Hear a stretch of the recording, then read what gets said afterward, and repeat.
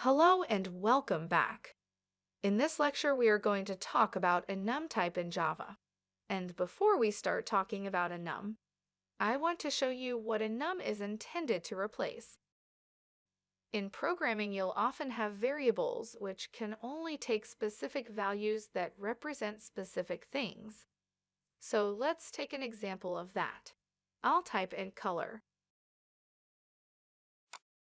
Now let's say this int color can take different values that represent different colors.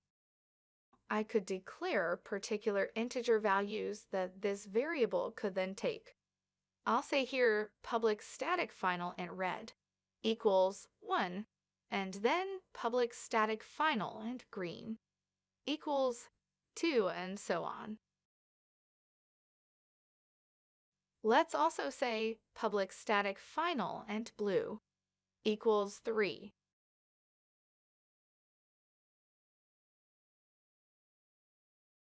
And then later on, I can set this integer value to one of these. So I could say int color equals red. And I could also switch the color. I will say here case green is out green. And then I'll add a break.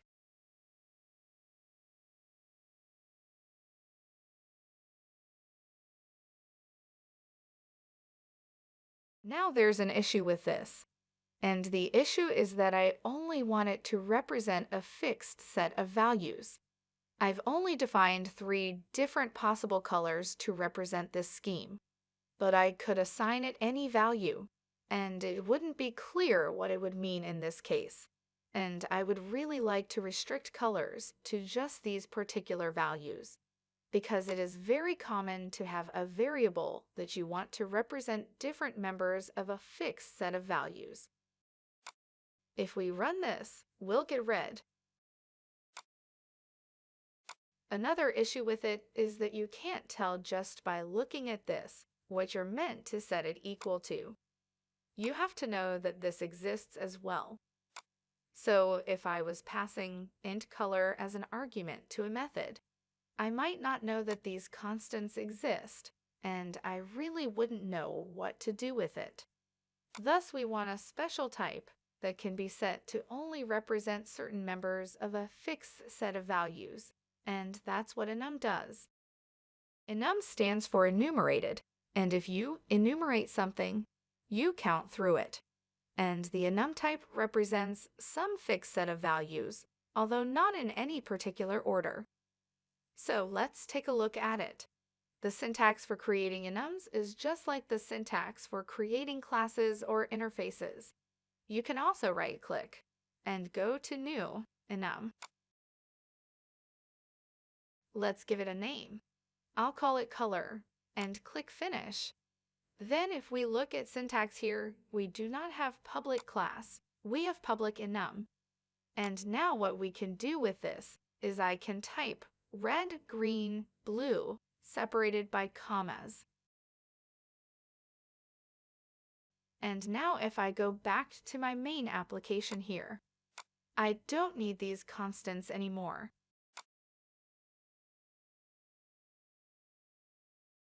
And instead of having int color, I can say colored color. So I've created this color type just like a class, and I can declare variables with that type. I can switch it just as before. Let's get rid of these for the moment. Now I can get Eclipse to fill in the possible switch case values for me. If I click this warning, I can add missing case statements. I've got case red, green, blue, and default. And let's put this out here.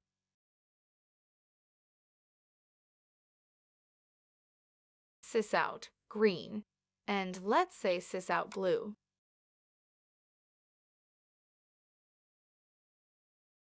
Let's run this. And we've got red here. Of course, if I set it to green, we'll get green. And if I set it to blue, we'll get blue. Keep in mind that if you refer to the numerator type, you have to say color.red or green or blue. But if you use it with a switch statement, you just use red, green, or blue by itself, and Java supposes that you're switching on this particular variable of this type. It supposes that you mean color.red or color.green. And now that we have gone through the most common use case, let's look at more advanced uses of enum. So if you look at this enum here, you might wonder what red, green, and blue actually are. How does this work? Red, green, and blue are actually objects of the type color. So, for example, if you do a sysout on an enum type, the result won't really help you. If I do sysout on color.green and run it, it will just output green. It's just a string green, so it doesn't tell you anything about the class. But if you do a sysout color.green.getClass,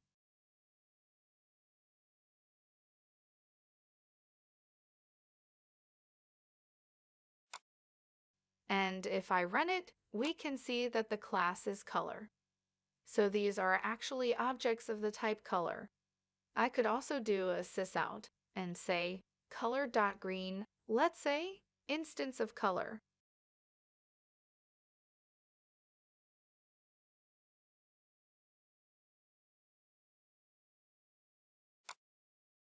The instance of operator tells us if this is an instance of color class or not. Thus, green is an object created from color class.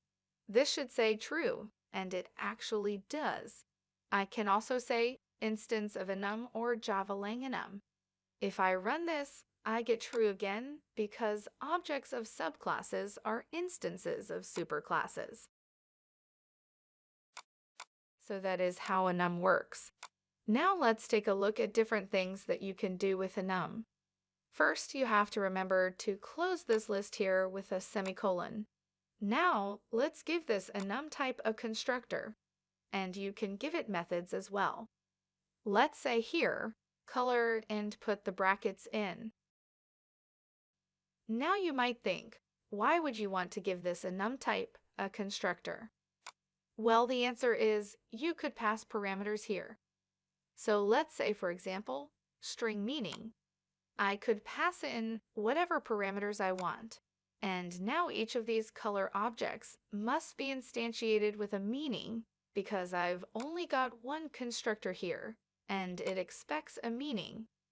And to do that, I just pass it in round brackets here.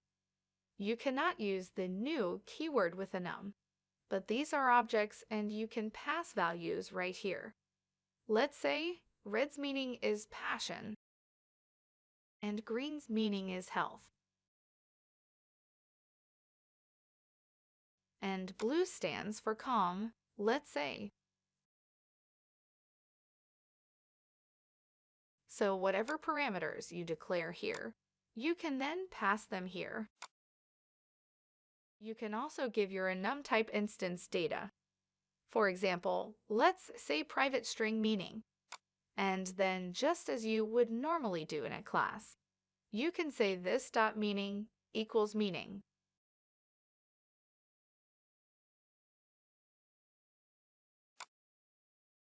So now my colors have got a meaning. Now, let's right-click here and go to Source, Generate Getters and Setters. And let's create a getter for meaning.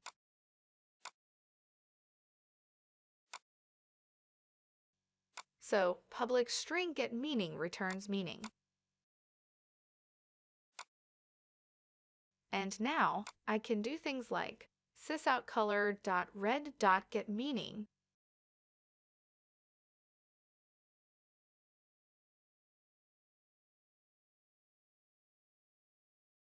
and run it. So, I'm getting the meaning of my color.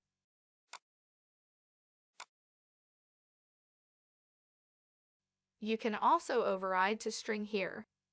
You have to remember the syntax to override to string because you cannot right-click and generate to string method in Enums. So I can do return meaning or return whatever string I want. Let's say this color's meaning is plus meaning. And now if I do sys out on my color like colors.red and I run it, it's gonna say this color's meaning is passion. So exactly as with normal objects, you can override to string with enums. And there are also few special methods that are inherited from Java-lang enum as well. If I do sys out on this enum, I'm going to get the toString version of it. But maybe you want the actual enum value as a string. And enum provides a special method that gets you the numerator as a string. So let's say sys out, enum meaning as a string.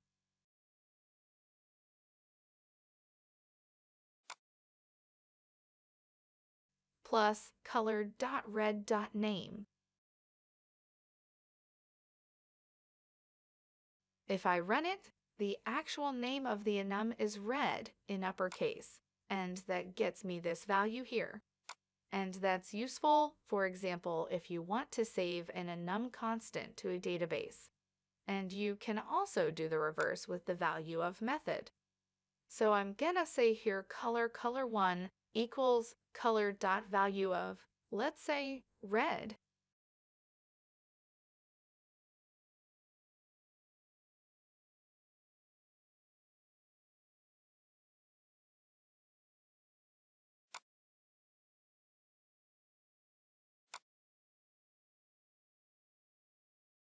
Then I can say sys out color1, and if I run this,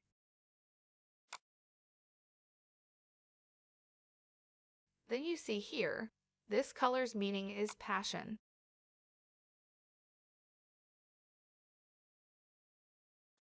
Keep in mind that these are not strings.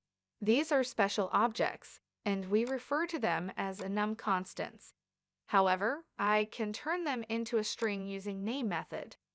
I can get the actual value of it using the value of method, or I can override the toString method. And that's pretty much it for enums. You can find this source code in resources section. And I'll see you next time. Until then, keep practicing.